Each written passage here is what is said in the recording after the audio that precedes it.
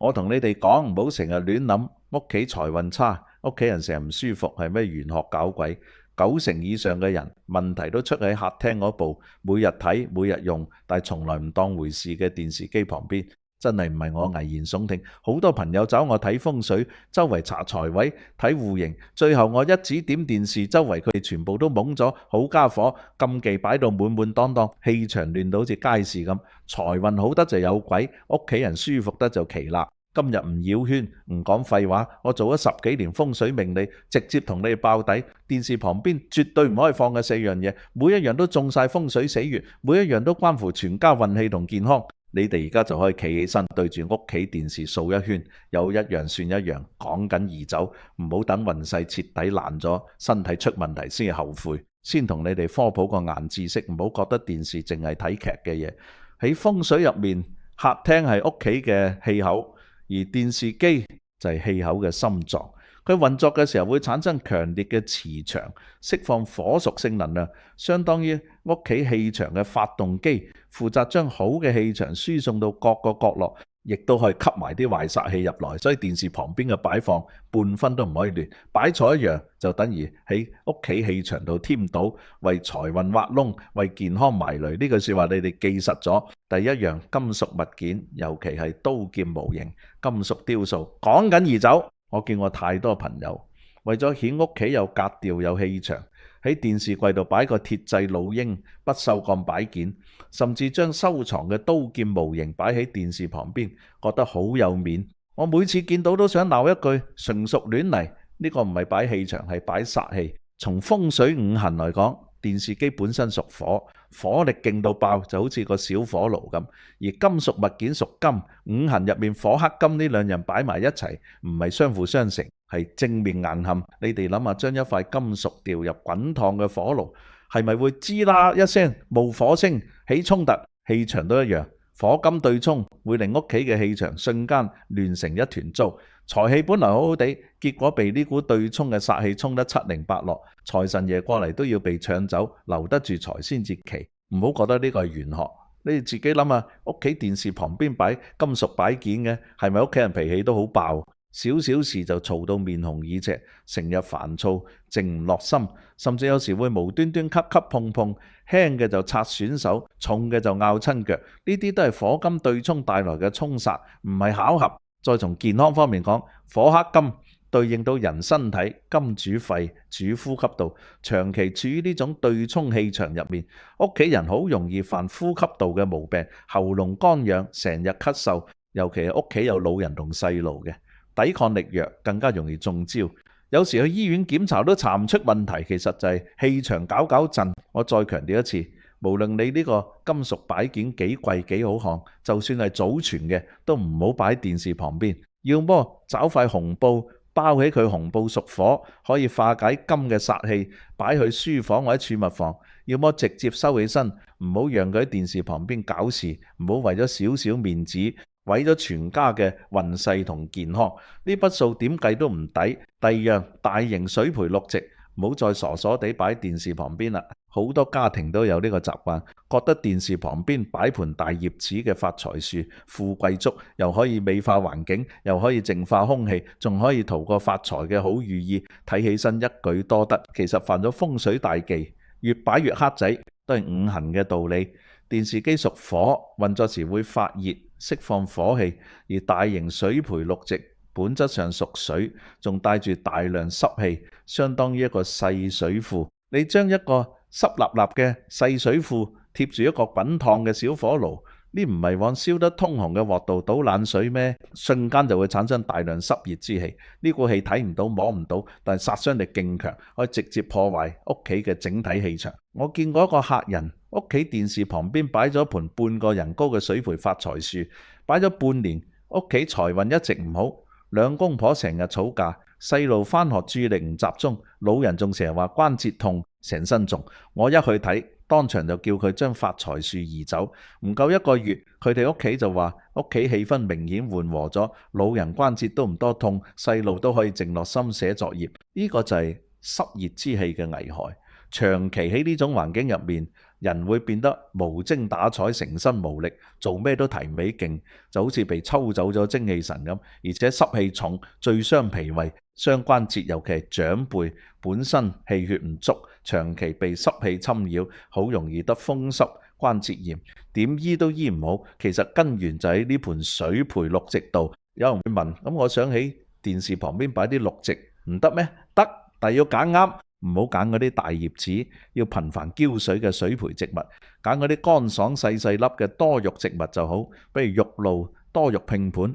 佢屬土，土可以攝火，可以吸水，又可以點綴環境，又可以調和電視嘅火氣，一舉兩得。如果屋企已經擺咗大型水培綠植，講緊移去陽台、窗邊通風好嘅地方，既利於植物生長，又可以避免破壞屋企嘅氣場，一舉兩得。第三樣亦都係最容易被忽略嘅一樣，各種雜物堆，講緊清走。我咁講，一半以上嘅家庭，電視櫃底、電視旁邊嘅格子都塞咗一堆無用嘅嘢，過期報紙、空塊遞盒、唔玩嘅玩具、舊雜誌，甚至仲有啲破損嘅雜物。好多人覺得呢啲嘢唔佔地方，賺多啲仲可以賣錢，節儉係好事。但喺風水入面，呢個就係喺屋企財路度添堵，為煞氣留缺口。前面我講過，電視機係屋企嘅氣場中樞，負責輸送好嘅能量，吸納好嘅氣場，而雜物堆就係氣場嘅絆腳石。你將電視旁邊堆得滿滿當當，就等於將屋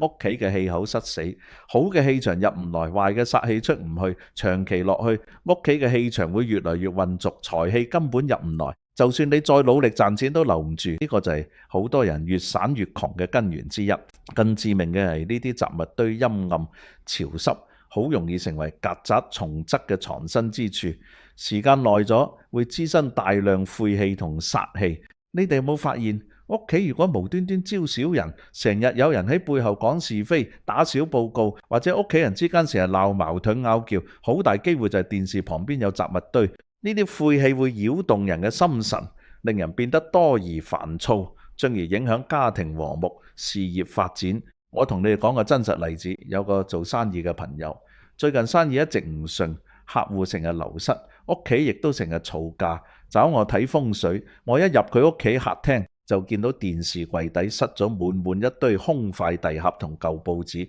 我叫佢當日就清乾淨，再用暖鹽水擦一片地板，鹽水可以淨化煞氣。結果唔夠一週，佢就話客戶返嚟咗，屋企都唔嘈架，生意亦都慢慢有起色。所以唔好再覺得雜物堆係小事，講緊去清走電視旁邊嘅雜物。無論係電視櫃底還是電視兩側嘅格子，都要擦得乾乾淨淨，收拾得整整齊齊，唔好留任何死角。記住，風水入面講究藏風聚氣，乾淨整潔嘅環境先至可以留住財氣，聚攏福氣。你對屋企用心，屋企先至會回饋好運俾你。第四樣，廢舊電器唔好擺電視旁邊，講緊丟咗佢。屋企壞咗嘅舊音響、無用嘅機頂盒、接觸不良嘅舊充電器，甚至係報廢嘅舊手機，好多人唔捨得丟，就擺喺電視旁邊，覺得佔地方細，仲可以湊合用。殊不知呢個係風水入面最忌諱嘅死氣纏身。喺風水入面，電視機代表嘅鮮活嘅能量係動態積極嘅，佢可以吸納外界嘅好信息，為屋企帶來生機。而廢舊電器代表嘅沉寂嘅死氣係靜態消極嘅，佢本身已經冇咗能量，仲會不斷散發負能量，污染屋企嘅氣場。將一活一死、一正一負嘅嘢擺埋一齊，就等於喺屋企放咗個負能量發生器，會令屋企嘅磁場變得極度紊亂。好多家庭反映屋企氣氛好壓抑，兩公婆成日為芝麻綠豆嘅小事吵架，細路寫作業靜唔落心，甚至失眠發噩夢。其實好多時候就係呢啲廢舊電器搞鬼，佢哋散發嘅死氣會擾動人嘅心神，破壞家庭嘅和諧氛圍，仲會拉低屋企嘅整體能量，令財運福氣都被吸走。有人會講，我呢個舊電器仲可以整下再用，丟咗太可惜。我同你講，唔好識嗰啲錢，廢舊電器留喺屋企，不僅佔地方，仲會破壞運勢。與其留喺度添堵，不如趕緊清走，用唔透明嘅膠袋裝好，丟去遠啲嘅垃圾桶。唔好讓佢喺電視旁邊散發負能量。記住，舊嘅唔去，新嘅唔來。清走廢舊電器，亦都係清走屋企嘅死氣，為新嘅福氣、財氣騰位置。講到呢度，肯定有人慌咗。老師，我屋企電視旁邊呢4樣嘢都有，點算？會不會已經將運勢毀咗？唔使慌，有煞氣就有化解方法。風水嘅核心就係調和，只要找啱方法就可以化解煞氣，提升運勢。我同你哋講3個簡單易操作嘅步驟，喺屋企就可以做，唔使使錢請人，人人都可以上手。第一步，按規矩請走禁忌物品，呢個係最關鍵嘅一步。金屬擺件用紅布包起，擺去書房或者儲物房。紅布屬火，可以化解金嘅煞氣，避免火金對沖。大型水培綠植移去陽台、窗邊通風好嘅地方，記得將盆入面嘅積水清乾淨，避免殘留濕氣。雜物堆全部清走，清完之後用暖鹽水擦一片電視周圍嘅地板同電視櫃。鹽水有好強嘅淨化作用，可以清除殘留嘅晦氣同煞氣。廢舊電器用唔透明嘅膠袋裝好，講緊丟去遠啲嘅垃圾桶，唔好留喺屋企。做完呢啲，一定要將屋企所有窗打開，讓新鮮空氣同陽光入來，將屋企陳舊混濁嘅氣場徹底換掉，讓好氣場可以順利入來。第2步，心誠則靈，敬畏家宅。好多人忽略咗風水，不僅係環境嘅佈局，仲係人心嘅修行。好多時候屋企唔順，唔係氣場唔好，而係我哋對家宅缺乏敬畏。平時屋企亂晒龍，唔收拾，心入面滿滿都係抱怨戾氣，再好嘅風水佈局都救唔到。所以清完電視周圍之後，喺電視櫃前擺一杯清水或者一盤新鮮生果，比如蘋果橙，寓意平安吉祥。然後靜落心反思下自己平時嘅行為，誠懇啲同自己講，以後多做善事，多講好話，少抱怨，少發脾氣，對屋企人多啲包容，對家宅多啲用心，心誠咗，福氣自然就嚟咗。第3步，擺放吉物，提升氣場。清完煞氣，調整好心態之後，可以喺電視旁邊擺放啲吉利嘅物件，進一步提升屋企嘅氣場，助旺財運同福氣。呢度同你哋推薦3個簡單好用嘅，唔使買太貴，普通嘅就得。第1個，銅葫蘆，喺電視櫃嘅左邊，即係你對住電視嘅左手邊，擺放一個細嘅銅葫蘆。葫蘆喺風水入面嘅作用好大，諧音福祿，又可以納福招財，又可以化煞擋災。佢嘅形狀嘴細肚大，可以吸納煞氣，留住福氣，仲可以調和電視嘅火氣，令屋企嘅氣場變得柔和順暢，化解之前嘅對沖煞氣。而且銅屬金，可以攝火，啱啱可以中和電視嘅火屬性，避免火氣過旺。一舉兩得，記住一定要擺左邊，左邊嘅青龍位，主招財，擺啱位置先至可以發揮作用。第2個，中國結，如果電視上方空間夠闊，掛一個紅色中國結，紅色屬火，可以助旺屋企嘅陽氣，同電視嘅火屬性相輔相成，形成木火通明嘅格局，又可以提升屋企嘅氣場，又可以增添喜慶氛圍，仲可以化解屋企嘅陰氣同晦氣，令屋企人心情舒暢，家庭和睦。第3個，白水晶球，如果電視右邊有空間，擺一個白水晶球。白水晶喺風水入面被稱為淨化之王，可以過濾電視機產生嘅輻射同雜氣，仲可以淨化屋企嘅氣場，令客廳環境變得清澈明亮，同時仲可以提升屋企人嘅專注力，讓細路可以靜落心讀書，大人可以靜落心工作，仲可以擋小人避是非，好處多多。最後我再同你哋講句真心說話，風水唔係迷信，唔係靠擺幾個吉物就可以一勞永逸。佢嘅核心係人與自然嘅和諧，係我哋對生活嘅用心同敬畏。電視機只係一個載體，真正決定屋企氣場、財運同健康嘅係住喺屋企嘅人。就算你將電視旁邊收拾得乾乾淨淨，擺滿吉物，但每日返屋企都愁眉苦臉、怨聲載道，對屋企人惡言相向，就算再好嘅風水都救唔到你。相反，就算你屋企嘅風水佈局唔係咁完美，但你心懷善意、樂觀開朗，對屋企人溫柔包容，將屋企收拾得整整齊齊、乾乾淨淨，心入面充滿陽光，咁屋企嘅氣場自然會越來越好，財運福氣亦都會源源不斷咁嚟。我做風水10幾年，見過太多家庭因為忽略咗呢啲細節，導致運勢下滑、家人不和、身體出問題。亦都見過好多家庭通過簡單嘅佈局調整、心態改變，日子過得越嚟越紅火。電視旁邊呢4樣禁忌睇起身係小事，但係關乎全家嘅運氣同健康。